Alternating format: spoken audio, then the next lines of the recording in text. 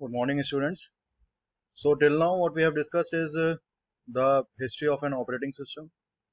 Then we had discussed multiprocessing, multiprogramming and multitasking. And then we had also seen the difference between the multiprogramming and the multitasking. Then we have seen the different types of operating system till now. तो I hope के आप लोगों का एक base तैयार हो गया होगा. And few of the students have also replied me regarding the assignment also. So keep it up, students. Very good. Your replies and answers are correct. Main बात यह है कि नॉलेज गेन करना. Fine. So let's proceed. So today we'll discuss a very important part of an operating system, which is known as the process management. Fine. So before going to the process management, first of all we will see what do you mean by the process. Process क्या होता है? Process is a program in execution, which means execution of a process must progress in a sequential fashion. Process क्या होता है students? Process होता है जब program execute होता है एक सीक्वेंशियल फैशन में वो होता है. तो जब हम किसी भी प्रोग्राम को एग्जीक्यूट करते हैं और जब वो एग्जीक्यूशन में होता है तो वो क्या कहलाता है? प्रोसेस कहलाता है. फाइन. इसको हम अभी आगे भी देखेंगे, आगे भी इसकी different different kind of definitions will see. उसके बाद अगर मैं दूसरे वर्ड्स में कहूं तो process is defined as an entity which represents the basic unit of work to be implemented in the system. तो ये एक बेसिक एंटिटी है जो रिप्रेजेंट करेगी basic unit of work of the program. तो वैसे अगर हम किसी भी कॉन्टेक्स्ट में अगर हम प्रोसेस बोल रहे हैं या प्रोग्राम बोल रहे हैं, it is one of the same thing. But अगर हम इसको टेक्निकली देखें तो there is a difference between the program and the process. Fine. तो प्रोग्राम में क्या होता है? Program is a series of instructions. We are giving the instructions to do some specific task, isn't it? तो अभी हम आगे भी देखेंगे what is program also and we'll proceed like that only. तो here is an example that we have, let's suppose we have a program of .c file. आप लोगों ने अभी तक C लैंग्वेज पढ़ ली है, तो हम जो भी टेक्स्ट लिखते हैं, हम जो भी प्रोग्राम लिखते हैं वो .c फाइल में सेव होता है .c फाइल एक्सटेंशन से. तो दैट इज कॉल्ड प्रोग्राम. तो जब प्रोग्राम एग्जीक्यूट करेंगे तो क्या बन जाएगा? वो प्रोसेस बन जाएगा. मतलब वो जब हम उसको मेन मेमोरी में, जब हम एग्जीक्यूटेबल मेमोरी में उसको लोड करेंगे तो वो किस में डिवाइड हो जाएगा? प्रोसेस में हो जाएगा. Which performs according to the instructions given in the program. जो किस तरीके से काम करेगा? जैसा भी इंस्ट्रक्शन प्रोग्राम के अंदर लिखा हुआ होगा उसी तरीके से वो प्रोसेस काम करेगा. लेट सपोज अगर मैं किसी एडिशन ऑफ टू नंबर्स का प्रोग्राम बना रहा हूं तो एडिशन ऑफ टू नंबर्स ही करेगा. ऐसा नहीं है कि वो सब्ट्रैक्शन कर देगा. अगर मैं मल्टीप्लिकेशन ऑफ टू नंबर्स का बना रहा हूं तो मल्टीप्लिकेशन ही करेगा, डिवीजन नहीं करेगा. So in that way whatever the instructions we are giving in the program it performs accordingly. Fine. अब हम बात करेंगे एक मेमोरी लेआउट के हिसाब से कि मेमोरी में जब प्रोसेस लोड होता है तो how it looks like. Fine. So when the program is loaded into the memory, it becomes process, as we all know, as we have seen in the previous slide. So it divided into 4 sections. First one is the text section, second one is the data section, third one is the heap section, and fourth one is the stack section. Now what are these sections? ठीक है, तो वो 4 sections में divide हो जाता है. पहला होता है text section, दूसरा होता है data section, third होता है heap section और चौथा होता है stack section. So first of all, we'll see one by one. So text section is a value of a program counter and the content of the process register. तो value program counter में क्या value है और क्या processor के register का content है. मतलब सीपीयू के अंदर रजिस्टर्स होते हैं, उसके अंदर क्या कंटेंट है और अभी at present currently program counter की वैल्यू क्या चल रही है. So what do you mean by program counter students? Program counter points the address of the next instruction in execution. Fine. जो नेक्स्ट इंस्ट्रक्शन एग्जीक्यूट होने वाला होता है उसके एड्रेस को लोड करता है. Program counter is nothing but just like a pointer. तो पॉइंट करेगा एक एड्रेस को. किसके एड्रेस को? जो कि नेक्स्ट इंस्ट्रक्शन एग्जीक्यूट होने वाला है उसके एड्रेस को. फाइन. उसके बाद दूसरा सेक्शन होता है मेरा डेटा सेक्शन, जो कैरी करता है, जो स्टोर करता है ग्लोबल और static data. So I hope कि in C language you have studied global and static type of data types. Global वो डेटा होते हैं जो कि थ्रू आउट द प्रोग्राम और थ्रू आउट द प्रोग्राम उनकी लाइफ और स्कोप होता है. स्टैटिक के अंदर विद इन द ब्लॉक होता है, लेकिन उसकी जो वैल्यू होती है वो परसिस्ट करती है. लेट सपोज अगर मैंने x इक्वल्स टू 1 ले लिया है तो वो throughout the program x equals to 1 रहने वाली है उसकी. फाइन, लेकिन not throughout the program but to the local to the function रहने वाली है। इसके इन सब चीजों को आप लोगों ने सी लैंग्वेज में पढ़ा ही होगा, so I will not go in deep into it. Then is the next section is the heap section. Heap section carries the dynamically allocated memory. जो भी मेमोरी डायनेमिकली एलोकेटेड होती है, चाहे वो मैलॉक फंक्शंस के यूज करके हो, चाहे स्ट्रक्चर पॉइंटर्स में हम मैलॉक फंक्शन यूज करते हैं, लिंक लिस्ट यूज करते हैं, तो जितना भी हम डायनेमिकली एलोकेट करेंगे मेमोरी को वो हीप सेक्शन में जाएगा। और stack sections carries a temporary data local variables and function parameters.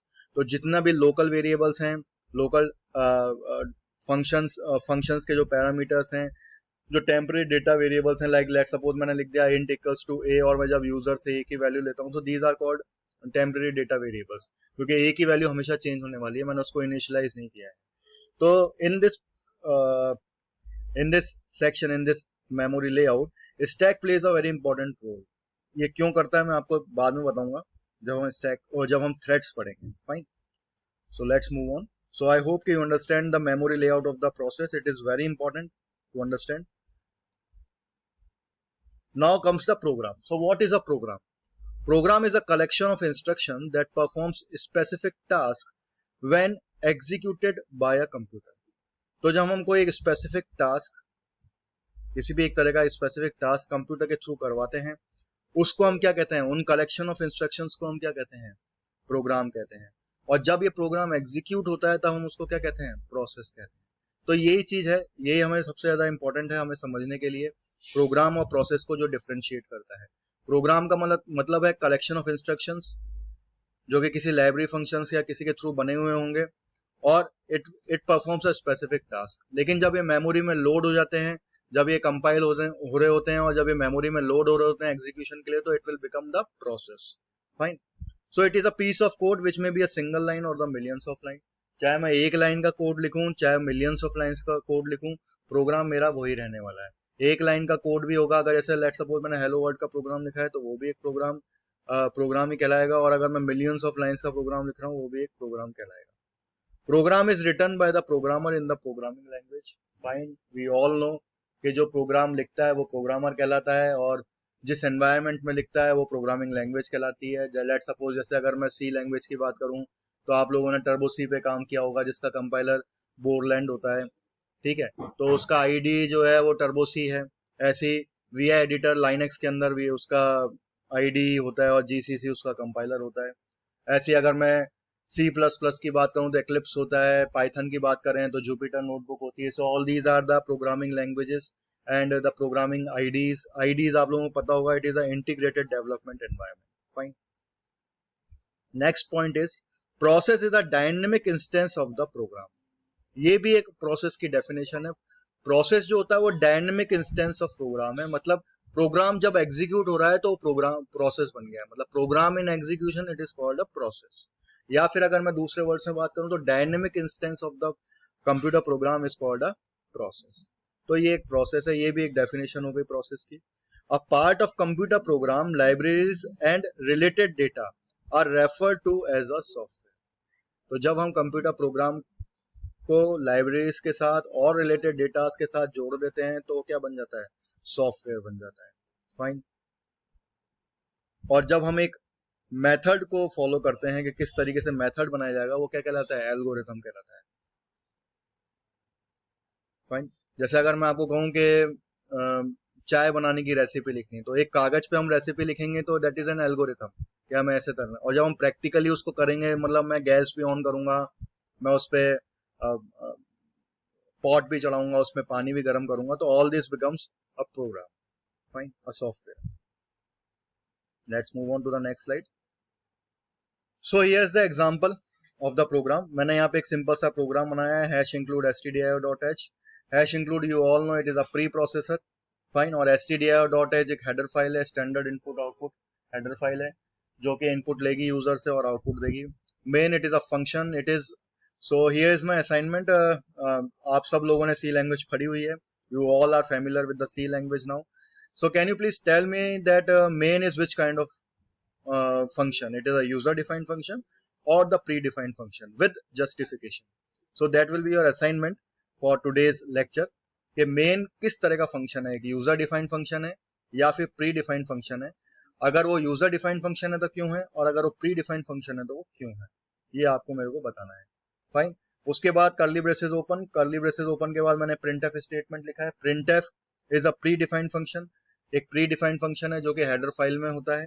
इसमें भी एक और असाइनमेंट मैं आपको देता हूँ, जो प्री डिफाइंड फंक्शंस होते हैं उनका डिक्लेरेशन कहाँ पे होता है, उनकी डेफिनेशन कहाँ पे होती है। क्योंकि प्रिंटफ एक फंक्शन है और फंक्शन की प्रॉपर्टी होती है, या फंक्शन क्या है, किसी भी वेरिएबल की भी प्रॉपर्टी होती है कि हमें उसे पहले डिक्लेयर करना पड़ता है और उसके बाद उसको डिफाइन करना होता है। तो मैंने प्रिंटफ फंक्शन को कहीं ना कहीं डिक्लेयर भी किया होगा और कहीं ना कहीं उसको डिफाइन भी किया गया होगा। तो प्रिंटफ फंक्शन को कहाँ पे डिफाइन किया जाता है और कहाँ पे डिक्लेयर किया जाता है ये आपको पता है। ठीक है, तो प्रिंटफ स्टेटमेंट इज नथिंग, मैं इसके अंदर ब्रैकेट्स के अंदर और इन्वर्टेड कॉमा के अंदर जो भी लिखूंगा वो मेरा स्क्रीन में प्रिंट हो जाएगा। मैंने यहाँ पे अभी लिखा है हेलो वर्ल्ड, और उसके बाद मैंने स्टेटमेंट को टर्मिनेट कर दिया है।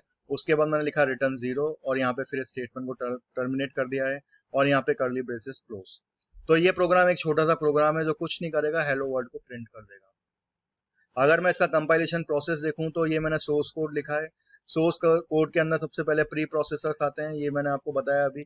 उसके बाद एक्सपेंडेड कोड हो जाता है, मतलब कि जितने भी लाइब्रेरी फंक्शंस हैं वो कनेक्टेड हो जाते हैं इसके बाद। और उसके बाद यहाँ पे कंपाइलेशन होता है। कंपाइलेशन के बाद डॉट जो सी फाइल है वो डॉट ओबीजे फाइल में कन्वर्ट हो जाती है, मतलब ऑब्जेक्ट फाइल बन जाती है। उसके बाद असेंबलर का रोल आता है, मतलब ये जो डॉट ओबीजे फाइल है वो मेरा असेंबली कोड कैरी करती है। उसके बाद असेंबलर का रोल आता है, और असेंबलर के कोड के बाद यहाँ पे सॉरी कंपाइलर के बाद असेंबलर आता है, असेंबलर के बाद डॉट ओबीजे कोड मेरा जनरेट हो जाता है।